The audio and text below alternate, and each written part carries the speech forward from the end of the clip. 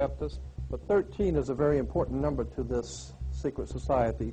There are 13 stripes, there are 13 stars here, which make up the Star of David. The 13 berries, there are 13 leaves, 13 arrows.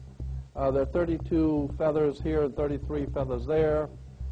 Everything is done in sequence of 13. 13, of course, is based on, this is what we call Masonic symbolism. Freemasons designed this dollar bill.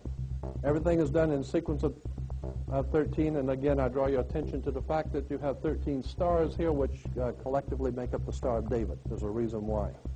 On the $1 bill at the top, you'll see this little image right here, but if you blow it up from an actual photograph, you'll see it is it's a little owl.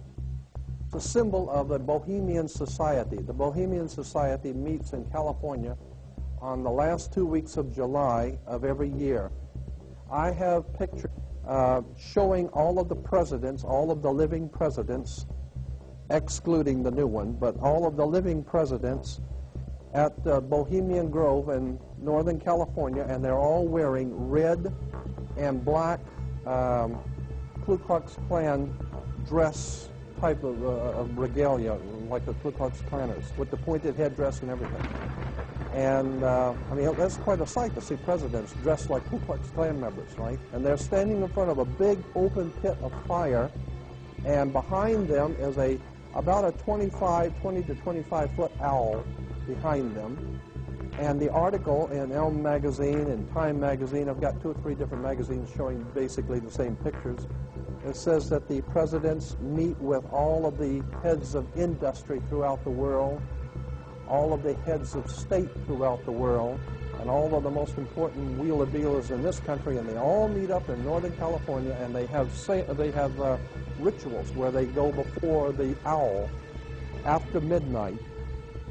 And what a picture you got, with all the presidents dressed up like Ku Klux Klanners with black and red robes on before an owl. And these are your presidents of this country. And the reason why they chose the owl is because the owl is a symbol used in Europe by secret societies, because the owl is wise, because it sees things in the dark. And the implication is, of course, that's why they're where they are, because they're very brilliant and they know things that you don't know.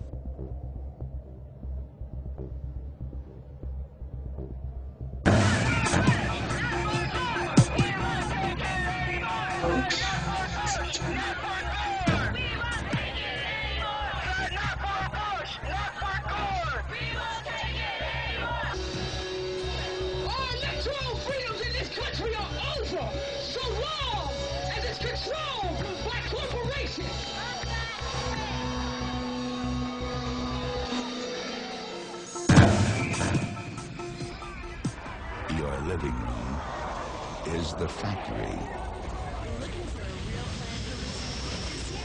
The product being manufactured is you.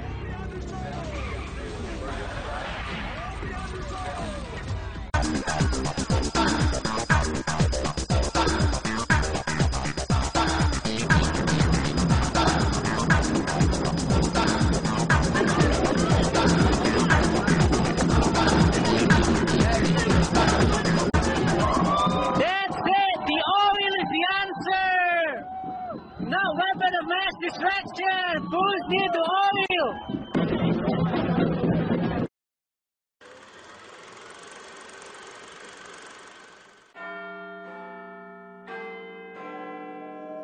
Studying shadows like an indoor cat until dusk, when the sky walks me home. How far has the ancient Illuminati secret society network penetrated world politics? If you read the many books published about conspiracies, then you will learn that many leading authors have alleged that British Prime Minister Tony Blair is a high-ranking Freemason.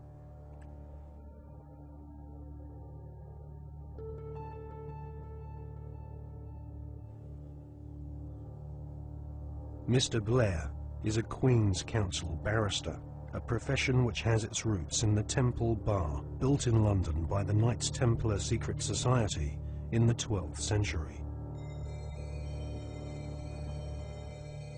According to many authors, Tony Blair follows the tradition of Masonic membership amongst large numbers of barristers and judges.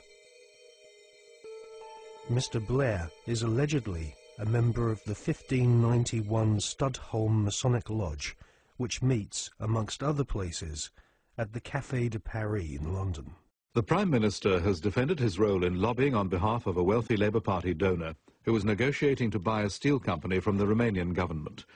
Mr. Blair wrote a letter in support of Lakshmi Mittal, an Indian billionaire who lives in London.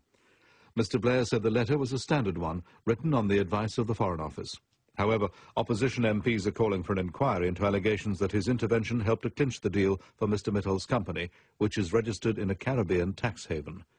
Our political correspondent, Norman Smith, reports. Lakshmi Mittal donated more than £100,000 to Labour after the last election. Shortly after that, Mr. Blair wrote a letter to the Romanian Prime Minister in support of a successful bid by Mr. Mittal's company, L&M Holdings, to buy a Romanian steelworks.